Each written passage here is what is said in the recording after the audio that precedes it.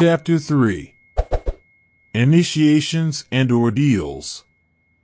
That which adepts have distinguished as the great work is not only the transmutation of metals, but also, and above all, the universal medicine, that is to say, the remedy for all ills, including death itself. Now, the process which produces the universal medicine is the moral regeneration of man. It is that second birth alluded to by our Savior in his discourse to Nicodemus, a doctor of the law. Nicodemus did not understand, and Jesus said, "Are you a master in Israel and know not these things?"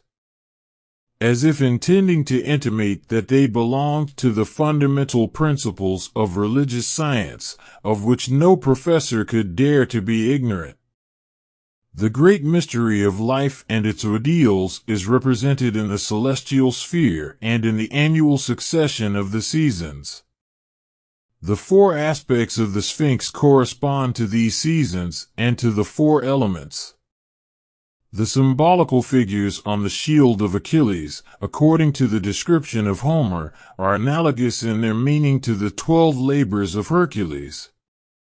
Like Hercules, Achilles must die, after having conquered the elements and even done battle with the gods. Hercules, on his part, triumphant over all the vices, represented by the monsters whom he fought, succumbs for a moment to love, the most dangerous of all. But he tears from his body the burning tunic of Dejanira, though the flesh comes with it from the bones. He leaves her guilty and vanquished, to die on his own part, but as one liberated and immortal. Every thinking man is an Oedipus called to solve the enigma of the Sphinx or, this failing, to die. Every initiate must become a Hercules, who, achieving the cycle of a great year of toil, shall, by sacrifices of heart and life, deserve the glory of apotheosis. Orpheus is not king of the lyre and of sacrifices till he has successively won and has learned how to lose Eurydice. Omphale and Dejanira are jealous of Hercules. One would debase him, the other yields to the counsels of an abandoned rival, and so is induced to poison him who has emancipated the world. But in the act she cures him of a far more fatal poison, which is her own unworthy love. The flame of the pyre purifies his too susceptible heart. He perishes in all his vigor and is seated victorious close to the throne of Jupiter. So also Jacob was not appointed the great patriarch of Israel till he had wrestled with an angel through the length of an entire night. Ordeal is the great word of life, and life itself is a serpent which brings forth and devours unceasingly. We must escape from its folds, we must set our foot upon its head. Hermes duplicated the serpent, setting it against itself, and in an eternal equilibrium, he converted it into the talisman of his power, into the glory of his caduceus. The great ordeals of Memphis and Eleusis were designed to form kings and priests by entrusting science to strong and valiant men. The price of admission to such tests was the surrender of body, soul, and life into the hands of the priesthood. The candidate descended thereafter through dark subterranean regions, wherein he traversed successively among flaming pyres, passed through deep and rapid floods, over bridges thrown across abysses, holding in his hand a lamp which must not be extinguished. He who trembled, he whom feat one overcame never returned to the light, but he who surmounted every obstacle intrepidly was received among the mist, which meant initiation into the lesser mysteries. He had yet to vindicate his fidelity and silence. It was only at the end of several years that he became an epopt, being a title equivalent to that of adept. Philosophy, in competition with the priesthood, imitated these practices and put its disciples to the proof. Pythagoras exacted silence and abstinence for 5 years. Plato opened his schools to none but geometricians and those skilled in music. Furthermore, he reserved part of his instruction to initiates, so that his philosophy had its mysteries. He attributed the creation of the world to demons and represented man as the progenitor of all animals. But the demons of Plato signify the Elohim of Moses, being those powers by the combination and harmony of which the supreme principle created. When he represents beasts as begotten by humanity, he means that they are the analysis of that living form, the synthesis of which is man. It was Plato who first proclaimed the divinity of the Word, and he appeared to foresee the approaching incarnation of this creative Word on earth. He proclaimed the sufferings and execution of the perfect just man, condemned by the iniquity of the world. This sublime philosophy of the Word is part of the pure Kabbalah, whence Plato was in no wise its inventor. He makes no secret of this, and he proclaims that in any science only that must be received which is in harmony with eternal truths and with the oracles of God. Dacier, from whom this quotation comes, adds that by these eternal truths Plato signified an ancient tradition which he supposes primeval humanity to have received from God and transmitted to later generations. It would be impossible to speak more clearly without actually naming the Kabbalah. It is definition instead of name. In a sense, it is something more precise than the name itself. Plato says otherwise, that the root matter of this great knowledge is not to be found in books. We must seek in ourselves by means of deep meditation, discovering the sacred fire in its proper source. This is why I have written nothing concerning these revelations, and shall never even speak about them. Whosoever shall undertake to popularize them will find the attempt futile, for, except in the case of a very small number of men who have been endowed with understanding from God to discern these heavenly truths within themselves, it will render them contemptible to some, while filling others with vain and rash self-confidence, as if they were depositaries of marvels which they do not understand all the same. To the younger Dionysius he wrote, I must bear witness to Archidemus concerning that which is far more precious, more divine by far, and that which you desire earnestly to know, having sent him to me expressly. He gives me to understand that in your view I have not explained to you sufficiently what I hold as to the nature of the first principle. I can only write in enigmas, so that if my letter be intercepted on land or water, he who may read it shall understand nothing. All things encompass their king, from whom they draw their being. He being the source of all good things, second for those which are second and third for those which are third. These few words are a complete summary of Sephirotic theology. 1. The king is Ensof, supreme and absolute being. All radiates from the center, which center is everywhere, but we regard it after 3 especial manners and in 3 distinct spheres. In the divine world, which is that of the first cause, the king is one and first. In the world of science, which is that of secondary causes, the influence of the first principle is felt, but is conceived only as first of the said causes. Therein the king manifests by the duad, which is the passive creating principle. Finally, in the third world, which is that of forms, he is revealed as perfect form, the incarnate word, supreme goodness and beauty, created perfection. The king is therefore, at one and the same time, the first, second and third, seeing that he is all in all, center and cause of all. Let us be silent on the genius of Plato, recognizing only the exact knowledge of the initiate. Let it therefore be said no longer that our great apostle St. John borrowed from the philosophy of Plato the premium of his gospel. It is Plato, on the contrary, who drew from the same sources as St. John, but he had not received that spirit which makes alive. The philosophy of him who expounded the greatest of human revelations might aspire towards the Word made man, but the gospel alone could give that word to the world. The Kabbalah taught by Plato to the Greeks assumed at a later period the name of theosophy and ended by embracing the whole of magical doctrine. It is to this sum total of secret doctrine that all discoveries of research gravitated successively. The ambition was to pass from theory to practice and to find the realization of words and works. The dangerous experiences of divination taught science how it might dispense with the priesthood, the sanctuary was betrayed, and men who had no mission dared to make the gods speak.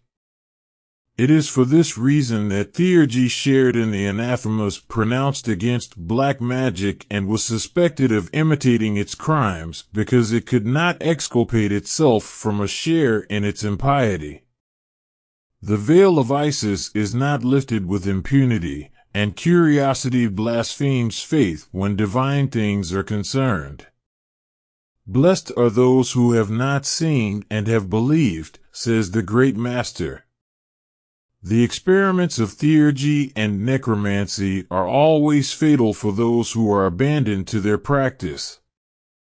To set foot upon the threshold of the other world spells death, and it follows often in a strange and terrible manner. Vertigo supervenes, catalepsy and madness finish the work. It is unquestionable that in the presence of certain persons a disturbance takes place in the air, wainscots split, doors shake and creak.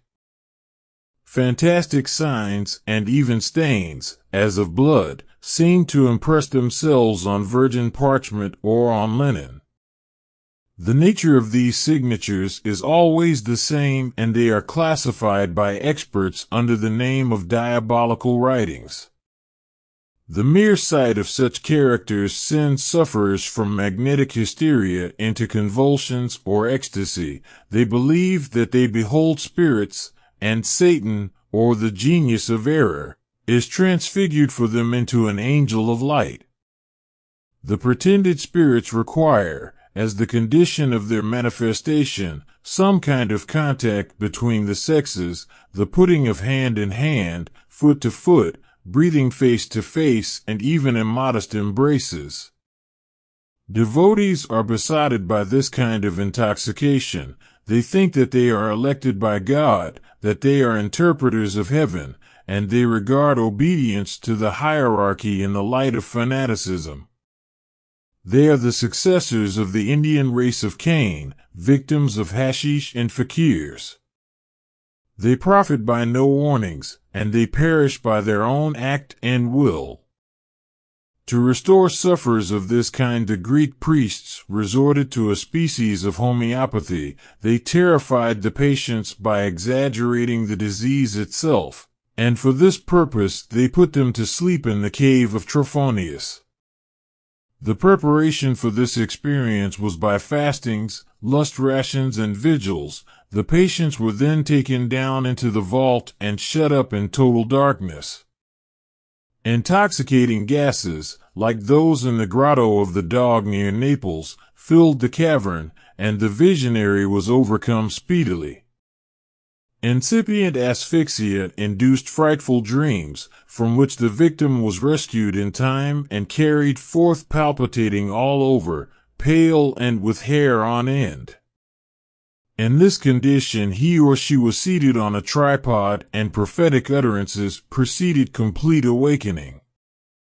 Experiences of this sort so distracted the nervous system that their subjects never recalled them without trembling, and in future did not dare to mention evocations or phantoms. Some of them never smiled again or felt the impulse of gaiety. The general impression was so melancholy that it passed into a proverb, and it was said of anyone who did not unbend, "He has slept in the cave of Trophonius." For the remnants of science and the recovery of its mysteries, we must have recourse to the religious symbolism of antiquity rather than to the works of its philosophers.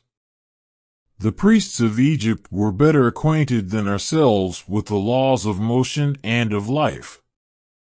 They could temper or promote action by reaction, and they foresaw without difficulty the realization of effects the cause of which they had postulated. The pillars of Seth, Hermes, Solomon, Hercules symbolized in magical traditions this universal law of equilibrium, while the science of equilibrium led the initiates to that of universal gravitation about centers of life, heat, and light. So in the Egyptian sacred calendars, where it is known that each month was placed under the protection of 3 decani or genii of 10 days, the first decanate in the sign of Leo is represented by a human head with 7 rays. The body has a Scorpio tail, and the sign of Sagittarius is under the chin. Beneath the head is the name of Iao, and the figure was called Knubis, an Egyptian word which signifies gold and light. Thales and Pythagoras learned in the Egyptian sanctuaries that the earth gravitated round the sun, but they did not seek to publish the fact generally because it would have involved the revelation of a great temple secret, being the dual law of attraction and radiation, of fixity and movement, which is the principle of creation and the unfailing cause of life. So also the Christian writer Lactantius, who had heard of this magical tradition, but as an effect in the absence of a cause, scoffed loudly at theurgical dreamers who believed in the motion of the earth and in antipodes, the result of which would be the fact that we walked on our heads with the feet upward, though our heads appeared to be erect. Furthermore, as he added, with the logic of children, in such case we should infallibly fall head downwards through the heaven below us. So philosophers reasoned, while priests, without answering or even smiling at their blunders, continued to write in creative hieroglyphics concerning all dogmas, all forms of poetry, and all secrets of truth. In their allegorical description of Hades, the Greek hierophants concealed the palmary secrets of magic. We find 4 rivers therein, even as in the earthly paradise, plus a 5th, which wound 7 times round the others. There was a river of sorrows and silence, called Cocytus. There was a river of forgetfulness, or Lethe, and then there was a swift and irresistible river which carried all before it, flowing in an opposite course to yet another river of fire. The 2 last were named Acheron and Phlegethon, one being the negative and one the positive fluid, flowing eternally each in each. The black and icy waters of Acheron smoked with the warmth of Phlegethon, while the liquid flames of the latter were covered with thick vapors by the former. Larvae and lemurs, shadowy images of bodies which have lived and of those which have yet to come, issued from these vapors by myriads. But whether they drank or not from the flood of sorrows, all desired the waters of oblivion, to bring them youth and peace. The wise alone do not seek to forget, for memory is their reward already, so also they only are truly deathless, since they only are conscious of their immortality. The tortures of Tantalus are truly divine pictures of the vices and their eternal chastisement. The greed of Tantalus, the ambition of Sisyphus, will never be expiated, since they can never be satisfied. Tantalus is athirst in the water. Sisyphus rolls a stone towards the top of a mountain, hoping to take his seat thereon, but it falls back continually and drags him down into the abyss. Ixion, unbridled in license, would have violated the Queen of Heaven and was scourged by infernal furies. He did not consummate his crime, for he embraced only a phantom. The phantom may have condescended in appearance to his love and may have ministered to his passion, but when he disowned duty, when his satisfaction was at the price of sacrilege, that which he thought was love proved hatred in a mask of flowers. It is not from beyond the tomb, it is rather in life itself that we must seek the mysteries of death. Salvation or condemnation begin here below, and this earth has also its heaven and hell. Virtue is ever rewarded, vice is ever punished. If the wealth of the wicked incline us at times to think that they enjoy impunity, that instrument of good and evil seeming to be given them by chance, there is woe notwithstanding to the unjust. They may possess the key of gold, but for them it opens only the gate of the tomb and hell. All true initiates have recognized the immense value of toil and suffering. A German poet tells us that sorrow is the dog of that unknown shepherd which leads the flock of humanity. Learn how to suffer and learn also to die. Such are the gymnastics of eternity, and such is the immortal novitiate. This is the moral lesson of Dante's Divine Comedy, and it was outlined in the allegorical table of Thebes, which belongs to the time of Plato. An account of it has been preserved, and many painters of the Middle Ages reconstructed the picture therefrom. It is at once a philosophical and magical monument, a perfect moral synthesis, and moreover the most audacious demonstration ever attempted of that great arcanum or secret, the revelation of which must subvert heaven and earth. Our readers will unquestionably expect us to furnish its explanation, but he who has solved this enigma knows that it is inexplicable by its nature and is a sentence of death to those who take it by surprise, even as to those who reveal it. This secret is the royalty of the sage and the crown of that initiate who is represented coming down as a victor from the Mount of Ordeal in the beautiful allegory of Thebes. The great arcanum has made him master of gold and light, which fundamentally are one thing. He has solved the quadrature of the circle, he directs perpetual motion, and he possesses the philosophical stone. Those who are adepts will understand me. There is neither interruption in the process of nature nor a blank space in its work.